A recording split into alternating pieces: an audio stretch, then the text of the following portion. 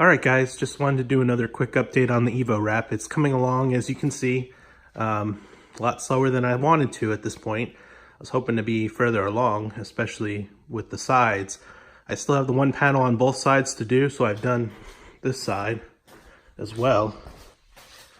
Just got to put the doors back together, and then I need to do the top, the part that goes all the way around. I have not finished the bumper. I just started doing that tonight, and well, I got this one part done, so you can kind of get an idea of what it's going to look like.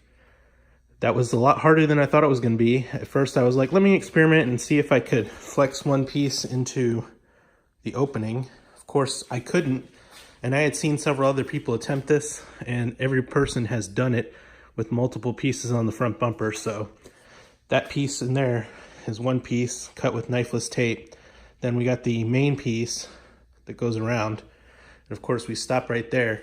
We'll do the other side the same way and then do this little bridge over the top to both sides and overlap it, and it'll look good. You pretty much can't see the seam unless you're looking really close.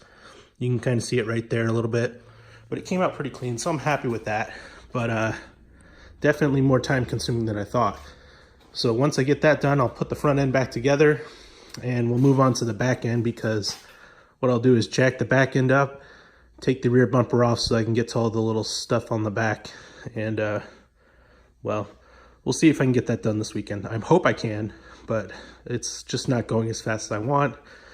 And also another thing is, if anybody knows the trick to wrapping these little corners down here, let me know, because I'm not 100% satisfied with how mine came out, but I'm not going to worry about it right now because you're not going to see it, basically. So all the areas where it's going to be seen, the seams, I took a lot of care, but on the bottom, it didn't come out perfect.